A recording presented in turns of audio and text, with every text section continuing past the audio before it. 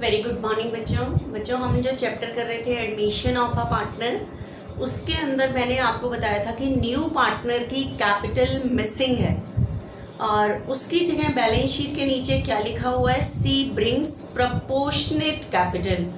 Proportionate capital that means equal to his share, वो share के equal लाता है। और किसी भी पार्टनर के शेयर की कैपिटल निकालने के लिए हमारे पास क्वेश्चन में फर्म की कैपिटल होनी चाहिए।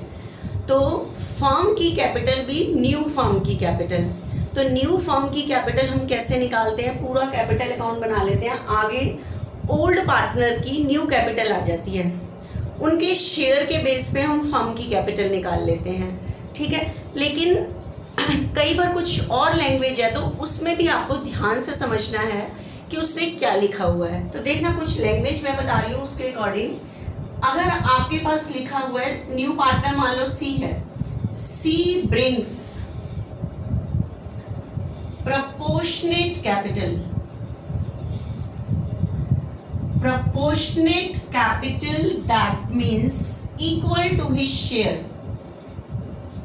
Proportionate capital that means equal to his share, अपने शेयर के इक्वल लेकर आता है, equal to his share, equal to his share, अपने शेयर के इक्वल। तो मान लो अगर न्यू पार्टनर सी का शेयर 1/6 है तो ये अपने शेयर के इक्वल लाएगा, और शेयर होता है फर्म में, तो इसके शेयर की निकालने के लिए मेरे को फर्म की कैपिटल निकालनी पड़ेगी, ठीक है। और फर्म की कैसे निकालनी है, पूरा कैपिटल अकाउंट बना के आगे ओल्ड पार्टनर की कैपिटल आ जाती है, उनकी न्यू कैपिटल लेते हैं, मतलब एडजस्टेड कैपिटल, उनका न्यू शेयर लेते हैं, कैपिटल का टोटल करते हैं, उनके शेयर का टोटल करते हैं, उसका रेसिप्रोकल कर देते हैं, फर्म की कैपिटल आ जाती है तो उसके शेयर की निकाल लेते हैं, ठीक है। शेयर हमेशा फर्म में होता है। वही कुछ और लैंग्वेज में बता रही हूँ, कुछ और ध्यान से सुना। इस केस में क्या करोगे, ठीक है। इस केस में आपके पास लिखा हुआ है, जैसे कोई भी लैंग्वेज है, सी जैसे न्यू पार्टनर है, C brings 25% of combined capital of A and B after all adjustment। तो आपको लैंग्वेज ध्यान से सुननी है कि न्यू पार्टनर की कैपिटल जो मिसिंग है वो कितनी लेकर आ रहा है। C brings 25%, C 25% कैपिटल लेकर आता है of the combined capital of A and B. A और बी की कंबाइंड कैपिटल का 25%। अब ए और बी तो ओल्ड पार्टनर है, उनकी कौन सी कैपिटल, आफ्टर ऑल एडजस्टमेंट, सारी एडजस्टमेंट करने के बाद। तो पूरा कैपिटल अकाउंट बनाओ, ए और बी की जो कैपिटल आएगी कंबाइंड, उसका 25%। इस बार शेयर की नहीं बोला उसने, ठीक है। इनकी कंबाइंड, ए और बी की कंबाइंड कैपिटल का 25%। तो लैंग्वेज को ध्यान से पढ़ना है कि उसने उसकी कैपिटल लाने के लिए क्या बोला हुआ है। तो ए और बी की कैपिटल को कंबाइन करोगे, और कौन सी कैपिटल, ओल्ड बैलेंस शीट वाली नहीं, after all adjustment that means adjusted capital. तो आप वो कैपिटल अकाउंट से उनकी सारी एडजस्टमेंट करने के बाद कैपिटल लोगे, उसको कंबाइन करोगे, उसका 25% सी लेके आता है। तो लैंग्वेज ध्यान से सुनना, फर्म की नहीं निकालनी, यहाँ उन दोनों की कंबाइंड कैपिटल का ही 25% सी लेके आएगा। तो वर्किंग नोट में आपको निकालना पड़ेगा, तो लैंग्वेज को बहुत ध्यान से समझना क्या लिखा हुआ है, फिर आपने वर्किंग नोट में उसकी कैपिटल की कैलकुलेशन करनी है। तो नेक्स्ट क्वेश्चन में यही चीज़ है, थोड़ा ध्यान से समझना कि क्या चीज़ है। देखना,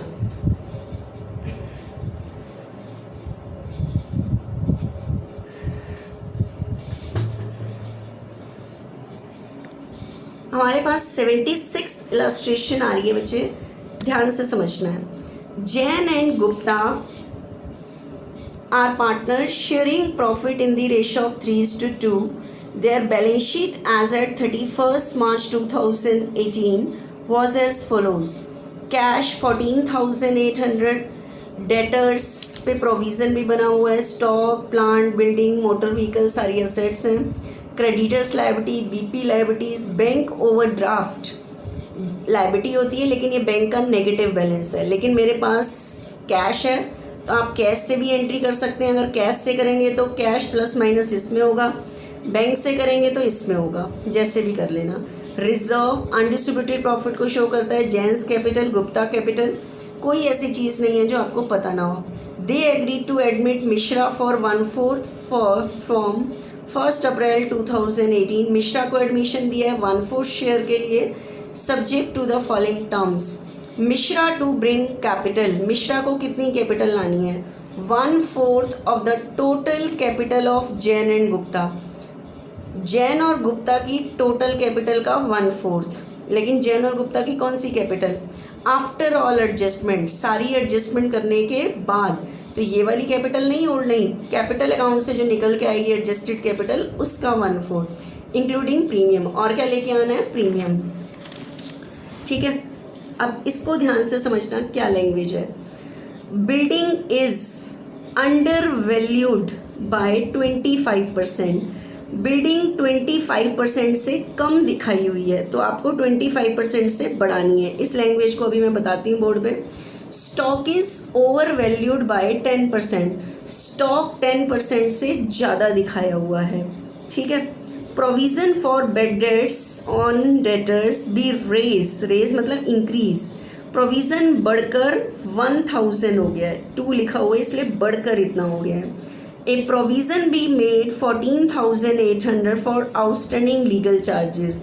आपको एक प्रोविज़न बनाना है, कोई खर्चे हैं उनके लिए कोई पे करना है, तो लायबिलिटी इंक्रीज हो रही है। Mishra share of premium was to be calculated 10। Mishra के शेयर की जो गुडविल है वो इतनी कैलकुलेट हुई है, which is brought by him in cash लाई गई है। Prepare revaluation account, partners capital account and balance sheet of new firm on Mishra admission. तो 3 चीज़ें बनानी है, revaluation account, partners capital account and balance sheet. ये आपके सिलेबस में नहीं है बैलेंस शीट, लेकिन हर क्वेश्चन में मैंने नॉलेज के लिए बनवाई है, आपने भी बनानी है। ठीक है, देखना।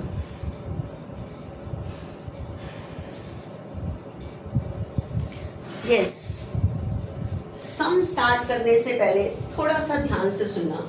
अभी तक जितने भी मैंने अंडर वैल्यू और ओवर वैल्यू वाले क्वेश्चंस किए, उसके अंदर क्या था ध्यान से देखना। आपके पास ओल्ड बैलेंस शीट दी होती थी।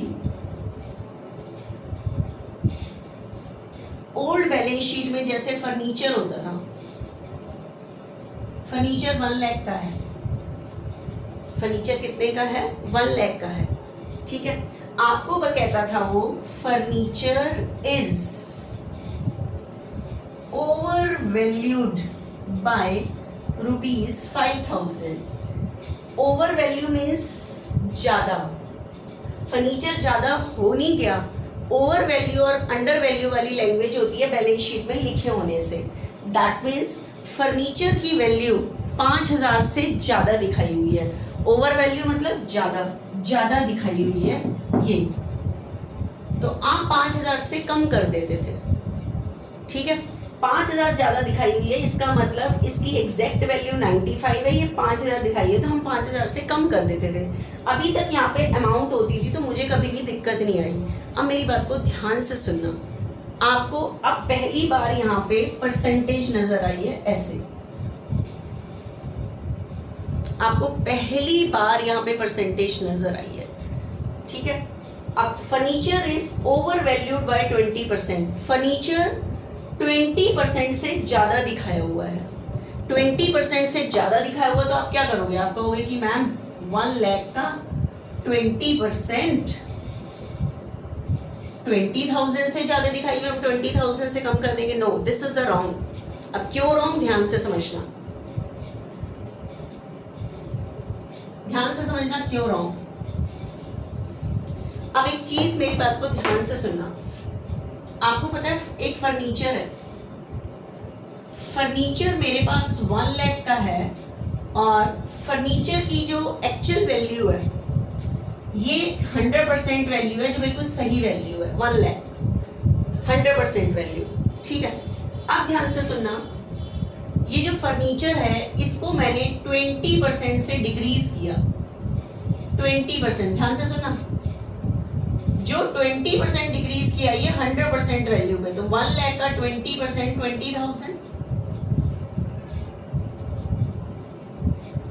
ठीक है, 1,00,000 100% वैल्यू थी, मैंने फर्नीचर को 20% से डिक्रीज किया, 80 आया। 20% डिक्रीज करने के बाद बताओ ये जो 80,000 है ये अपने आप में कितने परसेंट है? 80% है। अब मेरी बात को, लैंग्वेज को ध्यान से समझना।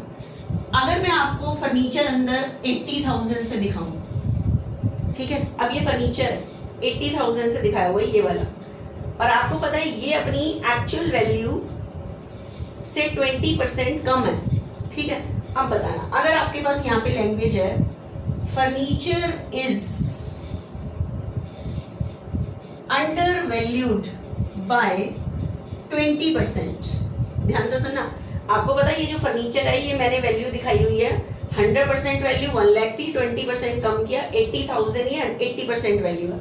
अब मैं आपको इस लैंग्वेज में बता रही हूँ furniture is under valued bye 20%। Under value मतलब कम दिखाया हुआ है, फर्नीचर 20% से कम दिखाया हुआ है, फर्नीचर 20% से कम दिखाया हुआ है, इसकी एक्चुअल वैल्यू 1,00,000 है, ठीक है, और ये 20% से कम दिखाया हुआ है। तो अब आप क्या करोगे, इस पे निकालोगे 80,000 का 20%, तो आप कहोगे 16,000 कम दिखाया हुआ है, तो मैं 16,000 से बढ़ा दूं, जबकि आपको पता है एक्चुअल वैल्यू 1,00,000 थी, 20% कम किया, तो ये तो कम करने के बाद वैल्यू है ना, आपने 20% इस पे कैसे निकाल दिया?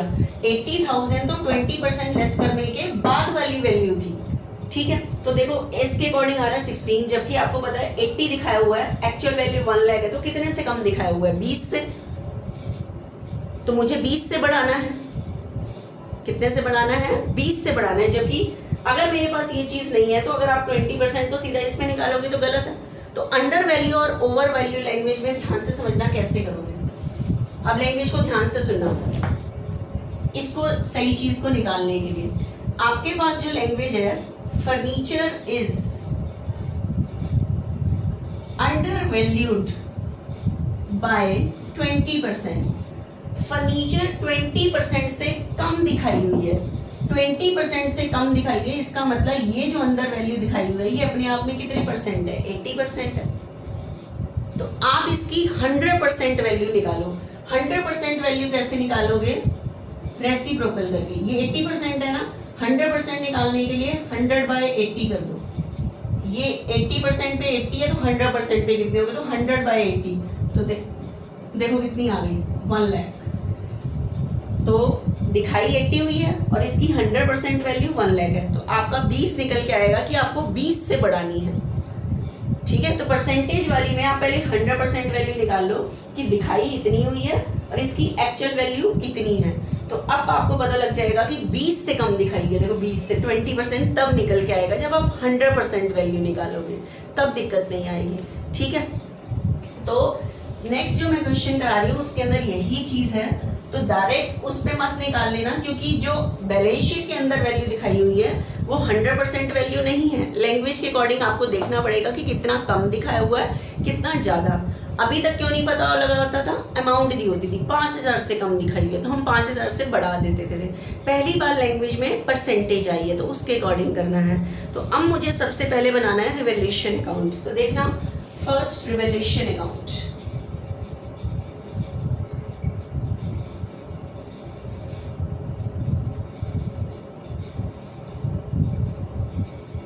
रिवैल्यूएशन अकाउंट, हाँ बच्चा ध्यान से देखना, आपके पास फर्स्ट लैंग्वेज है बी पॉइंट में, building is under valued bye 25%। Building कितने से कम दिखाई हुई है? 25%। तो चेक करो अंदर बिल्डिंग कितनी दिखाई हुई है। तो आपके पास बैलेंस शीट में जो अंदर बिल्डिंग है ना बच्चों, आपके पास अंदर बैलेंस शीट में जो बिल्डिंग है वो 75,000 है, और कह रहा है building is under valued bye 25%।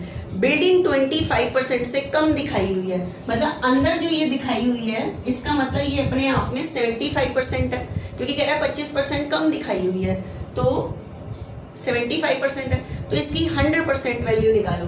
तो 75,000 अपने आप में 75% है, तो इसका 100% कितना होगा, मतलब एक्चुअल वैल्यू कितनी होगी? तो इसकी एक्चुअल वैल्यू है 1,00,000 और अंदर दिखाई हुई है 75,000। तो बताओ कितने से कम दिखाई हुई है? 25,000। तो आपको 25,000 से बढ़ाना है ना। आप इसके ऊपर 25% निकालोगे तो गलती आ जाएगी, क्योंकि जो 25% निकलता है वो 100% वैल्यू पे निकलता है, और ये 100% वैल्यू नहीं है, इसलिए ये लैंग्वेज के अकॉर्डिंग मैं आपको बता रही हूँ। तो आपको 25,000 से बढ़ाना है। 25,000 से बिल्डिंग को बढ़ाना मेरे लिए प्रॉफिट रिवैल्यूएशन के क्रेडिट में आता है। तो आपको अपनी एंट्री में रिवैल्यूएशन को क्रेडिट रखना है। तो एंट्री सुनो, building account debit to revaluation. तो रिवैल्यूएशन के क्रेडिट में by building 25,000। Next, stock is over valued by 10%। Over value मतलब 10% से ज़्यादा दिखाया हुआ है बैलेंस शीट में। तो चेक करो बैलेंस शीट में स्टॉक कितना दिखाया हुआ है? 44, और कह रहा है ये 10% से ज़्यादा दिखाया हुआ है। 10% से ज़्यादा दिखाया हुआ है, इसका मतलब ये 110% है अपने आप में। और अब आपको इसकी 100% वैल्यू निकालनी है कि एक्चुअल कितनी है। तो 44,000 का 100/110 दैट मीन्स 40,000। इसकी 100% एक्चुअल वैल्यू 40 है और बैलेंस शीट में दिखाई हुई है 44।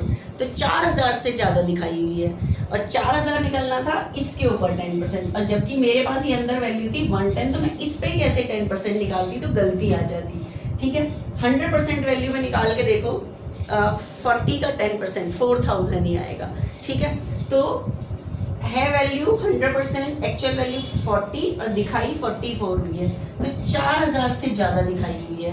तो 4,000 से ज़्यादा दिखाई हुई है, तो मुझे 4,000 से कम करनी है असेट की वैल्यू, स्टॉक की। असेट की वैल्यू कम होना मेरे लिए लॉस रिवैल्यूएशन के डेबिट में। तो एंट्री बनेगी revaluation account debit to stock. तो रिवैल्यूएशन के डेबिट में टू स्टॉक 4,000। नेक्स्ट कह रहा है provision for bad debts on debtors पे चेक करो, आपके पास बैलेंस शीट में ऑलरेडी प्रोविजन है 300, और अब आपको लैंग्वेज यूज कर रहा है provision for doubtful debt is reduce. No, एक मिनट, लैंग्वेज है इज टू बी रेज मतलब इंक्रीज बाय होता अगर बाय 1,000 तो इतने से इंक्रीज करना, तो रेज 2 कह रहा है मतलब बढ़कर इतना हो गया है। तो कितने से बढ़ा? 7। 3 से बढ़कर 1 हो गया है। ठीक है, तो कितने से और बढ़ाना पड़ेगा? 700। प्रोविजन बढ़ाना मेरे लिए लॉस है, क्योंकि प्रोविजन बढ़ते ही डेटर डिक्रीज होते हैं। तो ये मेरे लिए लॉस है, लॉस रिवैल्यूएशन के डेबिट में। तो revaluation account debit to provision for doubtful debts 700। Next, D point, illustration 76 है, ध्यान से समझनी है सबने।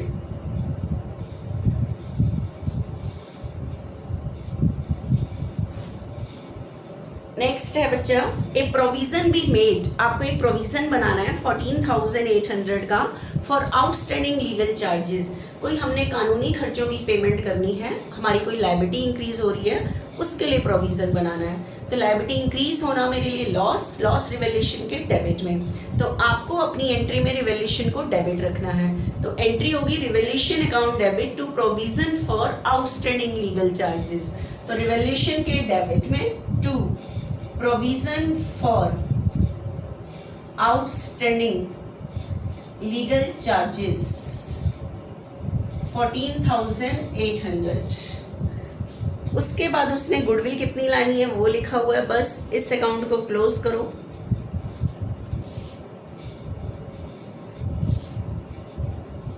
$25,000 में से ये लॉस लेस करो, ये आ रहा है बच्चे 55।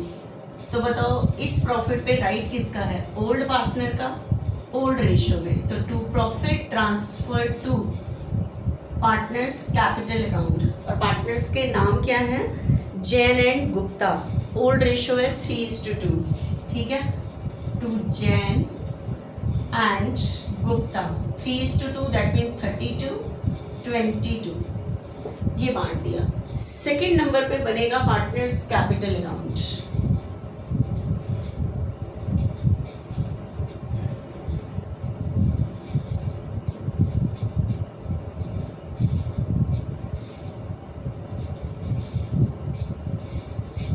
Partners capital account, Jain, Gupta and Mishra. Jain, Gupta and Mishra. हाँ बच्चे, कैपिटल अकाउंट जैसे बनाते हैं बिल्कुल बनाओ। सबसे पहले कैपिटल का बैलेंस लिखो। ओल्ड पार्टनर की कैपिटल का बैलेंस, पार्टनर्स की कैपिटल का बैलेंस है 70 and 30, sorry 70 and 60। Second number पे हमें ट्रांसफर करना होता है रिवेलेशन का प्रॉफिट या लॉस। प्रॉफिट आ रहा है, बताओ प्रॉफिट बांटने की एंट्री क्या होती है। प्रॉफिट बांटेंगे तो कैपिटल इंक्रीज होगी, इंक्रीज पे क्रेडिट, एंट्री बनेगी revaluation account debit to Jain's capital to Gupta's capital. तो जैन और गुप्ता के क्रेडिट में बाय रिवेलेशन 33 22। सेकेंड नंबर पे रिवेलेशन के क्रेडिट में, सॉरी बैलेंस शीट के क्रेडिट में अनडिस्ट्रीब्यूटेड प्रॉफिट होते हैं। यस, रिजर्व के नाम से पड़े हुए हैं, तो इनको बांटो ओल्ड रेशियो में। एंट्री होगी reserve account debit to Jain's capital to Gupta, तो बाय रिजर्व ओल्ड रेशियो में 15,000 पड़ा हुआ है। ओल्ड रेशियो में 3:2 में बांटोगे, ओल्ड रेशियो में 9 और 6। बैलेंस शीट के डेबिट साइड में देखो कोई अनडिस्ट्रीब्यूटेड लॉस है प्रॉफिट एंड लॉस के नाम से, नो। कोई ओल्ड गुडविल पड़ी हुई है, नो। नीचे बैलेंस शीट के नीचे किसी पार्टनर ने कोई असेट लायबिलिटी ली हो, नहीं। न्यू पार्टनर को एडमिशन दे दो आप। न्यू पार्टनर एक तो कैपिटल लाता है, लेकिन इस टाइम न्यू पार्टनर की कैपिटल मिसिंग है क्योंकि वो इस कैपिटल पे डिपेंड है, अभी बाद में करेंगे। न्यू पार्टनर गुडविल लेकर आ रहा है 10। लाने की एंट्री मैं कर रही हूँ बच्चे कैश से, तो एंट्री होगी cash account debit to premium for goodwill, इस पे अफेक्ट नहीं डालेगी। Next entry premium for goodwill account debit to Jain's capital to Gupta's, तो जैन और गुप्ता के क्रेडिट में बाय प्रीमियम फॉर गुडविल। आपके पास क्वेश्चन में ओल्ड रेशियो है जैन और गुप्ता की 3:2। न्यू पार्टनर को जो एडमिशन दिया है वो 1/4 शेयर के लिए दिया है। मिश्रा को जो एडमिशन दिया 1/4 शेयर के लिए, और क्वेश्चन में आपके पास न्यू रेशियो नहीं है, तो न्यू, और आपको पता है न्यू रेशियो से अजम्पशन मेथड से या माइनस अजम्पशन मेथड से निकालेंगे। अजम्पशन मेथड से निकालते हैं new ratio let the total profit करके, फिर ओल्ड में से न्यू माइनस करना, और अजम्पशन मेथड में हमारी सेक्रीफाइसिंग रेशियो ओल्ड के इक्वल आती है, तो 3:2 वर्किंग नोट में निकाल लेना। तो premium for goodwill account debit to Jain's capital to Gupta, sacrificing ratio में बांट लेना 6 और 4। लास्ट एंट्री होती है विड्रॉ की, किसी ने कुछ विड्रॉ नहीं किया, ठीक है। तो मेरे सारा हो चुका है, अब मैं इस सम को क्लोज करती हूँ। न्यू पार्टनर की कैपिटल कैलकुलेट करते हैं बस हम, ठीक है। तो 88,300, उसके बाद है 72,200, 88,300, 72,200 टू बैलेंस कैरी डाउन। अब बताना उसने क्या लैंग्वेज यूज की है। उसने यूज की है कि मिश्रा ने कितनी कैपिटल लेकर आनी है। Mishra to bring capital equal to 1/4 of the total capital of Jain and Gupta. ये बैलेंस आगे आ जाएंगे। 88,300, 72,200। इस बार ये नहीं लिखा मिश्रा ने प्रोपोर्शनेट अपने शेयर की कहता तो उसके फर्म की निकालते, लेकिन उसने कहा 1/4 कैपिटल लानी है ऑफ जैन एंड गुप्ता। जैन और गुप्ता की कैपिटल का 1/4, और जैन गुप्ता की कौन सी कैपिटल आफ्टर ऑल एडजस्टमेंट। तो सारी एडजस्टमेंट करने के बाद जैन और गुप्ता की कैपिटल तो इतनी है, इसका 1/4, ठीक है। तो सीधा फॉर्म की निकालने की जरूरत नहीं, लैंग्वेज के अकॉर्डिंग जैन की adjusted capital of Jain 88,300, working note बना रही हूँ। Adjusted capital of Gupta 72,200.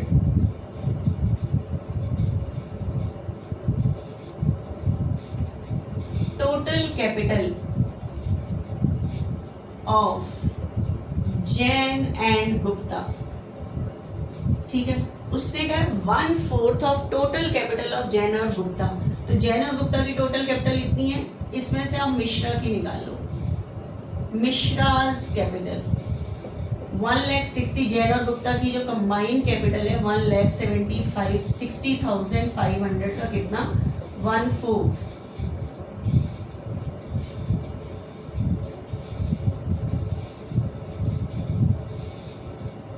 40,125 तो इतनी कैपिटल इसको लेके आनी है, ठीक है। इस बार उसने फॉर्म की नहीं निकलवाई, उसने कहा जैन और गुप्ता की टोटल कैपिटल का 1/4 लेके आनी है मिश्रा ने। तो जैन और गुप्ता की कैपिटल का टोटल किया और उसका 1/4 निकाल लिया। तो लैंग्वेज को ध्यान से पढ़ना है कि न्यू पार्टनर ने कितनी कैपिटल लानी है। तो इस टाइम न्यू पार्टनर इतनी कैपिटल लाएगा और बुक में एंट्री बैंक से हुई है, मैं एंट्री कैश से कर रही हूँ। तो बताओ एंट्री हो क्या होगी, cash account debit to Mishra's capital. तो मिश्रास कैपिटल के क्रेडिट में बाय कैश 40,125। बस इसी एंट्री के लिए छोड़ा होता, देखो मैंने अब डबल लाइन कर दी, यहाँ नहीं की थी क्योंकि एक एंट्री रह रही थी अभी, ठीक है। तो 88,300, 72,200, 40,125, ठीक है।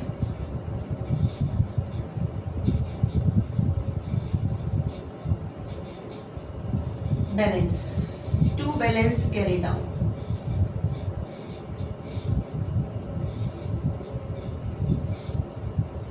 उसके बाद आपको बनानी है बच्चे new balance sheet, old balance sheet को देखते हुए। This is not a part of your syllabus.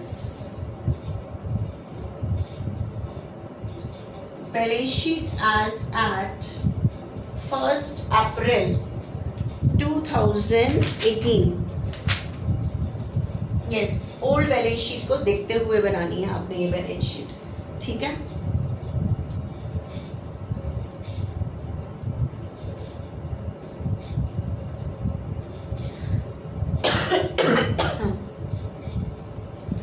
Old balance sheet को देखते हुए सबसे पहले बैलेंस शीट में है बच्चे कैश।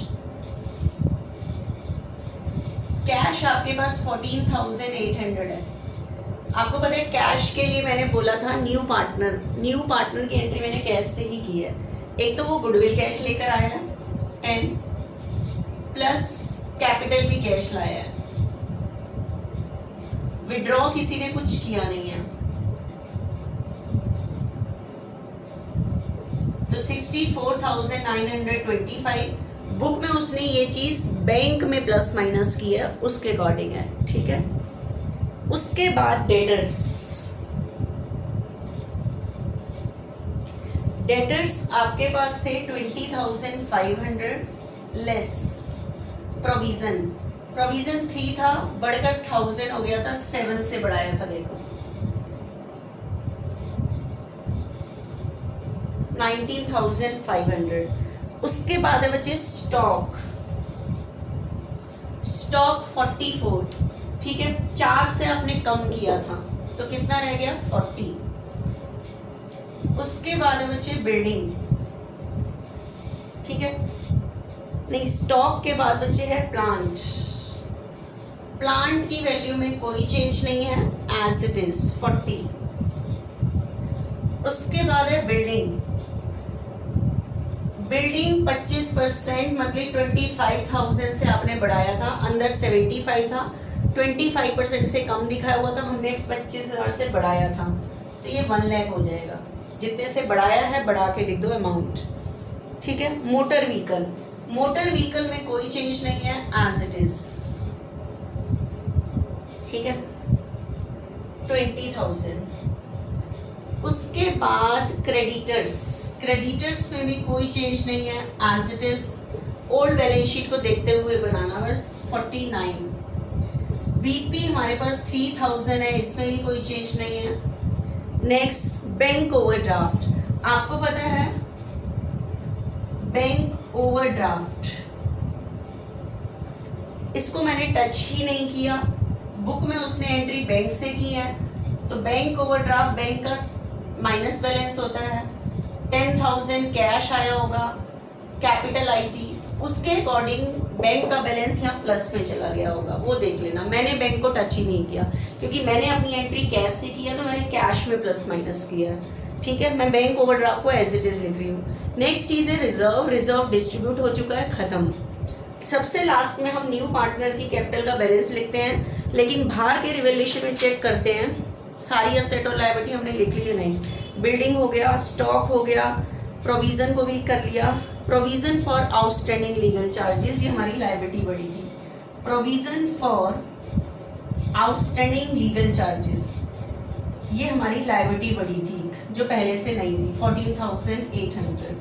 और लास्ट में कैपिटल के बैलेंस जैन, गुप्ता एंड मिश्रा, ये वाले लिख देना, आपकी बैलेंस शीट मैच कर जाएगी, ठीक है। तो ये हमने की बच्चे इलस्ट्रेशन 76।